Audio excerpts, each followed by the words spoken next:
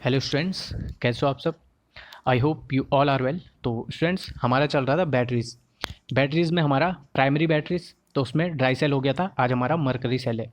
तो देखो स्टूडेंट्स, ये जो फिगर है ये बुक से ही लिया गया है। तो देखो, इसमें 3 पार्ट्स हैं।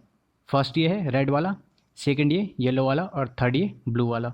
तो देखते हैं क्या क्या है। तो देखो, जो ये रेड वाला पार्ट है इसमें हमारे पास है जिंक अमलगम, ZnHg। ठीक, तो जिंक को मरकरी में, जो ये Hg है ना, ये मरकरी है, उसमें डिज़ोल्व किया गया है। क्यों?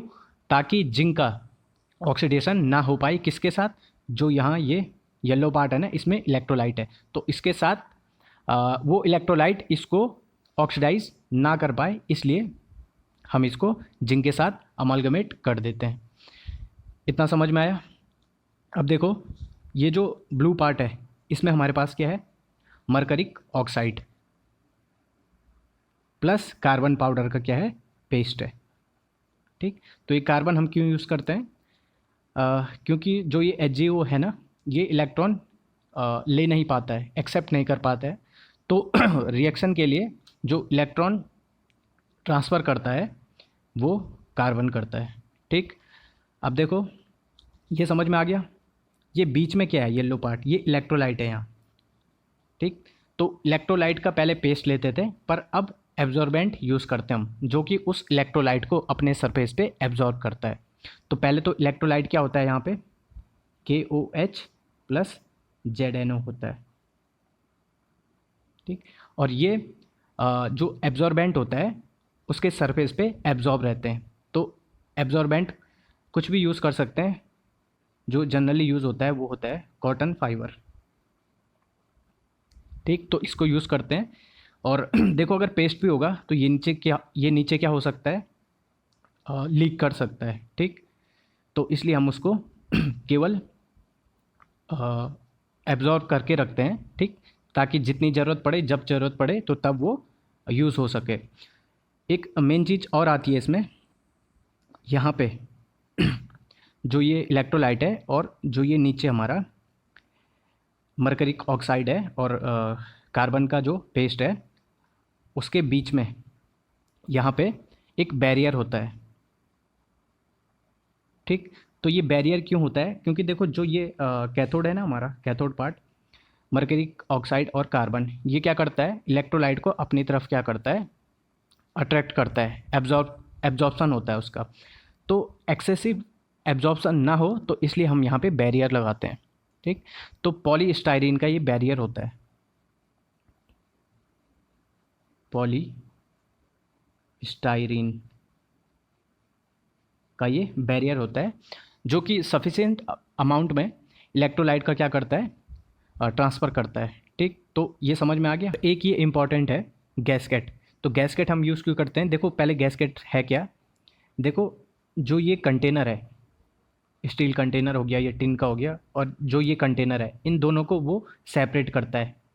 ये दोनों आपस में अटैच नहीं होने चाहिए, ये कंटेनर और ये कंटेनर। ठीक, तो ये रबर जैसा होता है, समझ में आ रहा है। तो ये दोनों कनेक्ट नहीं होने चाहिए, ये दोनों कंटेनर। जैसे प्रेशर कुकर होता है ना, तो जो रबड़ होता है वैसे ही इसको इमेजिन कर लो। तो देखो, ये असल में क्यों होता है, जो जिंक होता है ना यहाँ, वो क्या करेगा, 2 इलेक्ट्रॉन यहाँ रिलीज़ करेगा इस सरफेस पे। ठीक, अब देखो, फिर जब हम सर्किट कनेक्ट करेंगे, यहाँ बल्ब लगाएंगे और यहाँ ये वायर कनेक्ट कर दी, तो इलेक्ट्रॉन यहाँ से यहाँ जाएंगे, होगा। तो तब क्या होगा, सेल काम करेगा। बट अगर ये दोनों आपस में कनेक्ट हो जाएं, ये वाला पोर्शन और ये वाला पोर्शन, ये दोनों कंटेनर आपस में कनेक्ट हो जाएं, तो क्योंकि ये मेटल है, तो इलेक्ट्रॉन्स क्या करेंगे, मेटल से ही फ्लो होने लग जाएंगे। तो ये जो सेल होगा वो अपने आप काम करने लग जाएगा। अगर रखा ही रखा है फिर भी ये काम करने लग जाएगा, तो इसके अंदर का मटेरियल ख़त्म हो जाएगा। तो इसलिए इन दोनों को, जो ये दोनों कंटेनर हैं, एक ये और एक ये, इनको सेपरेट रखा जाता है। समझ में आ गया। अब हम रिएक्शंस देखें, तो देखो क्या होता है, जो यहाँ जिंक होता है वो क्या करता है, 2 इलेक्ट्रॉन यहाँ छोड़ देता है, और खुद ब खुद Zn2 पॉजिटिव बन के यहाँ येलो पार्ट में आ जाता है, इलेक्ट्रोलाइट के साथ मिल जाता है Zn2 पॉजिटिव बन के। तो Zn इलेक्ट्रॉन लूज कर रहा है, तो इसका मतलब उसका ऑक्सीडेशन हो रहा है। तो जिस इलेक्ट्रोड पे ऑक्सीडेशन होता है उसको हम कहते हैं एनोड। तो अब देखो एनोड पे क्या रिएक्शन होती है। Zn2 इलेक्ट्रॉन लूज करता है कंटेनर पे और Zn2 पॉजिटिव बन के इलेक्ट्रोलाइट में डिसॉल्व हो जाता है। ठीक, अब देखो फर्दर रिएक्शंस देखनी ज़रूरी हैं। तो ये Zn2 पॉजिटिव जो है ये इलेक्ट्रोलाइट में जो OH नेगेटिव है इसके साथ रिएक्ट करता है और बनाता है ZnOH का होल ट्वाइस। तो ये 2 है तो यहाँ भी 2 करना पड़ेगा। अब ये फर्दर डिसोशिएट होता है ZnOH का होल ट्वाइस, ये बनाता है ZnO प्लस H2O। समझ में आया? अब देखो ओवरऑल एनोड की रिएक्शन क्या होगी। Zn था इनिशियली, तो ये Zn प्लस एक्स्ट्रा क्या मिला है हमने 2OH नेगेटिव, तो क्या बना, ये बना है, ये हमारे प्रोडक्ट्स हैं और 2 इलेक्ट्रॉन ये रिलीज़ किए थे। समझ में आ गया? ठीक, तो इसको मैं लिख दूं, लिख लेता हूं।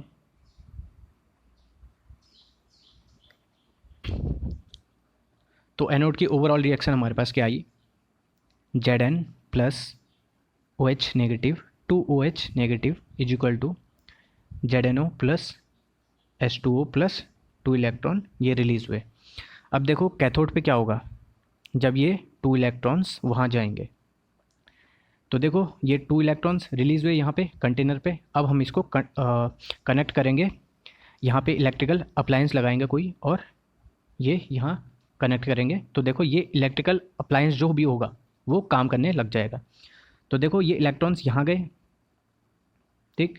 तो अब ये कार्बन जो होगा वो उन इलेक्ट्रॉन्स को क्या करेगा, एक्सेप्ट करेगा, लेगा, और यहाँ एक रिएक्शन होगी उसमें वो इलेक्ट्रॉन्स क्या करेगा, ट्रांसफ़र करेगा। तो देखो रिएक्शन क्या होती है, जो HgO होगा मरकरिक ऑक्साइड और ये वाटर एक्सेप्ट करेगा कहाँ से, यहाँ जो हमारे पास इलेक्ट्रोलाइट है वहाँ से, ठीक। प्लस ये 2 इलेक्ट्रॉन्स इसको मिलेंगे जो कार्बन क्या करेगा, इस रिएक्शन की तरफ ट्रांसफ़र करेगा। तो ये बनाएगा Hg प्लस 2OH नेगेटिव। तो देखो 2OH नेगेटिव और यहाँ 2OH नेगेटिव इसने लिए थे और यहाँ इसने रिलीज़ कर दिए हैं। तो ओवरऑल जो इलेक्ट्रोलाइट है वो वैसा ही का वैसा ही रहा ना, ठीक। और यहाँ पे मरकरी की ऑक्सीडेशन स्टेट क्या है, 2 पॉजिटिव है, और यहाँ पे क्या है, 0 है। तो इसका मतलब इलेक्ट्रॉन्स गेन किए, तो इसका मतलब रिडक्शन हुआ। तो कैथोड पे क्या होता है, रिडक्शन होता है, और एनोड पे क्या होता है, ऑक्सीडेशन होता है। तो ये हो गया है। अब ओवरऑल रिएक्शन क्या होगी, सेल रिएक्शन। तो देखो Zn है, ठीक, उसने 2OH नेगेटिव के साथ रिएक्ट किया था और इसने 2OH नेगेटिव रिलीज़ किए हैं। तो ये कट जाएंगे, एक ने लिए और एक ने दिए, तो ये हट गया, ठीक। तो अब हमारे पास क्या आएगा, देखो HgO आएगा, ये HgO। अब देखो इसने H2O क्या किया, रिलीज़ किया, और इसने H2O लिया, तो ये भी हट जाएगा यहाँ से। एक दे रहा है और एक ले रहा है, बात बराबर हो गई, ठीक। ये हो गया, इलेक्ट्रॉन्स भी ये कट गए, एक ने दिए और एक ने लिए तो कट गए। तो अब हमारे पास इज इक्वल टू क्या बना, अब यही 2 आ गए ना यहाँ, बस। अब हमारे पास क्या बचा, ZnO बचा प्लस Hg, ये बच गया, ठीक। तो ये जो मरकरी होता है ये अब नॉन रिएक्टिव हो जाता है सेल के अंदर। तो ये आपको पता है टॉक्सिक होता है ना, टॉक्सिक होता है। तो इसीलिए जो मरकरी सेल हैं ये कई कंट्रीज़ में बैन किए गए हैं, क्योंकि ये जो मरकरी है ये रिएक्ट नहीं करता है अंदर उसके बाद फर्दर, और क्योंकि लोग इसको ऐसे ही फेंक देते हैं कहीं भी, तो ये फिर अगर सेल से बाहर निकल गया तो वो हमारी बॉडी के लिए हार्मफुल है। ये आप लोगों को अच्छे से पता है।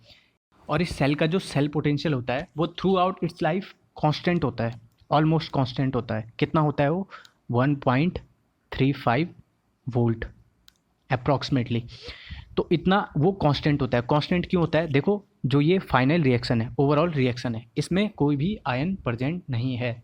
तो इसका मतलब जो इलेक्ट्रोलाइट जितना था उतना ही रहेगा, और फर्दर जो रिएक्शंस होंगी उनमें भी कोई भी आयन्स क्या क्या नहीं करेगा, इन्वॉल्व नहीं होगा। तो मीन्स हमारा जो इलेक्ट्रोलाइट है वो चेंज नहीं होगा। तो फर्दर रिएक्शंस के लिए वो आयन्स दे सकता है और ईजिली दे सकता है। तो इसीलिए क्या होता है, जो हमारा वोल्टेज होता है, सेल पोटेंशियल होता है, जब तक सेल की लाइफ होती है तब तक वो कांस्टेंट देते रहता है।